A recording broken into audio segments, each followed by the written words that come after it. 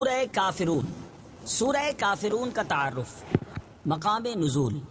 سورہ کافرون مکہ مکرمہ میں نازل ہوئی ہے۔ آیات، کلمات اور حروف کی تعداد: اس صورت میں 1 رکوع، 6 آیتیں، 26 کلمے اور 94 حروف ہیں۔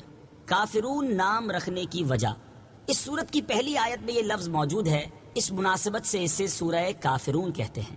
سورہ کافرون کے فضائل: نمبر 1، حضرت فروہ بن نوفل رضی اللہ تعالی عنہ سے مروی ہے، حضور پرنور صلی اللہ تعالی علیہ وآلہ وسلم نے حضرت نوفل رضی اللہ تعالیٰ عنہ سے ارشاد فرمایا، تم قل یا ایھا الکافرون پڑھ کر سویا کرو، کیونکہ یہ سورت شرک سے بری کرتی ہے۔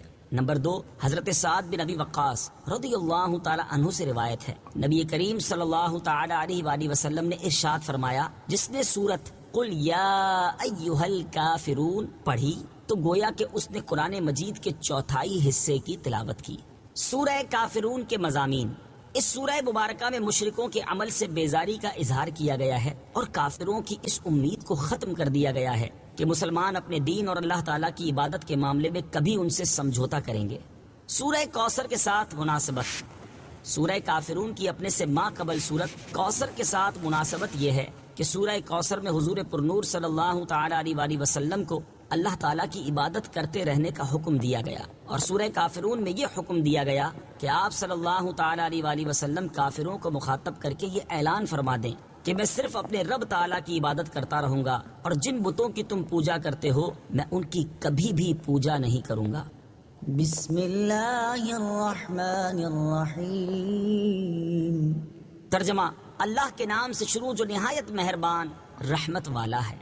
قل یا ایھا الکافرون لا اعبد ما تعبدون ولا انتم عابدون ما اعبد ولا انا عابد ما عبدتم ولا انتم عابدون ما اعبد لکم دینکم ولی دین۔ ترجمہ: تم فرماؤ اے کافروں، میں ان کی عبادت نہیں کرتا جنہیں تم پوجتے ہو، اور تم اس کی عبادت کرنے والے نہیں جس کی میں عبادت کرتا ہوں، اور نہ میں اس کی عبادت کروں گا جسے تم نے پوجا، اور نہ تم اس کی عبادت کرنے والے ہو جس کی میں عبادت کرتا ہوں۔ تمہارے لیے تمہارا دین ہے اور میرے لیے میرا دین ہے۔ قل یا ایھا الکافرون۔ تم فرماؤ اے کافروں۔ تفسیر صراط الجنان میں ہے، شان نزول: قریش کی ایک جماعت نے تاجدار رسالت صلی اللہ تعالی علیہ وآلہ وسلم سے کہا کہ آپ ہمارے دین کی پیروی کیجئے، ہم آپ کے دین کی پیروی کریں گے۔ 1 سال آپ ہمارے معبودوں کی عبادت کریں، 1 سال ہم آپ کے معبود کی عبادت کریں گے۔ رسول کریم صلی اللہ تعالی علیہ وآلہ وسلم نے ان سے فرمایا، اس بات سے اللہ تعالیٰ کی پناہ کہ میں اس کے ساتھ اس کے غیر کو شریک کروں۔ کفار کہنے لگے، تو آپ ایسا کیجئے کہ ہمارے کسی معبود کو ہاتھ ہی لگا دیجئے، ہم آپ کی تصدیق کر دیں گے اور آپ کے معبود کی عبادت کریں گے۔ اس پر یہ سورہ مبارکہ نازل ہوئی، اور سرکار دو عالم صلی اللہ تعالی علیہ وآلہ وسلم مسجد حرام میں تشریف لے گئے۔ وہاں قریش کی وہ جماعت موجود تھی جس نے نبی کریم صلی اللہ تعالی علیہ وآلہ وسلم سے یہ گفتگو کی تھی۔ حضور پرنور صلی اللہ تعالی علیہ وآلہ وسلم نے یہ سورت انہیں پڑھ کر سنائی تو وہ مایوس ہو گئے، اور انہوں نے حضور اقدس صلی اللہ تعالی علیہ وسلم کو اور حضور پرنور صلی اللہ تعالی علیہ وآلہ وسلم کے صحابہ کرام کو اذیتیں پہنچانا شروع کر دیں۔ یاد رہے کہ اس آیت میں وہ کفار مراد ہیں جو اللہ تعالیٰ کے علم میں ایمان سے محروم تھے اور کفر پر ہی مرنے والے تھے۔ سورہ کافرون کے شان نزول سے حاصل ہونے والی معلومات: اس سے چند باتیں معلوم ہوئی۔ نمبر 1، کفار سے دینی صلح حرام، بلکہ کئی صورتوں میں کفر ہے۔ نمبر 2، کفار کے بتوں اور ان کے مذہبی ایام کی قابل تعظیم سمجھتے ہوئے ان کی تعظیم کرنا کفر ہے۔ نمبر 3، مومن کے دل میں کفار کی ہیبت نہیں ہونی چاہیے۔ نمبر 4، کفار کو شرعی عذر کے بغیر اچھے القاب سے یاد نہ کیا جائے۔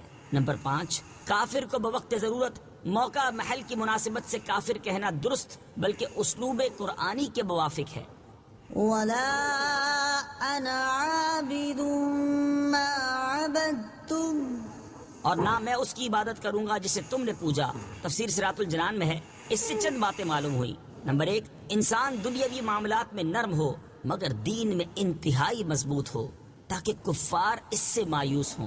نمبر 2، حضور اقدس صلی اللہ تعالی علیہ وآلہ وسلم کو اپنے مستقبل کی خبر تھی کہ وہ کبھی کفر، شرک اور فسق نہیں کر سکتے۔ نمبر 3، مسلمان کو چاہیے کہ اپنے بارے میں کفار کو مایوس کر دے کہ وہ اسے دین سے پھیر سکیں۔ ولا أنتم عابدون ما أعبد اور نہ تم اس کی عبادت کرنے والے ہو جس کی میں عبادت کرتا ہوں۔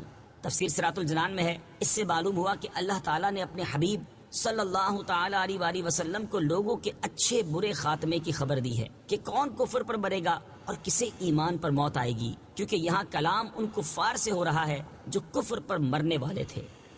لكم دينكم ولي دين تمہارے لیے تمہارا دین ہے اور میرے لیے میرا دین ہے۔ تفسیر صراط الجنان میں ہے، یعنی تمہارے لیے تمہارا کفر اور میرے لیے میری توحید اور میرا اخلاص ہے۔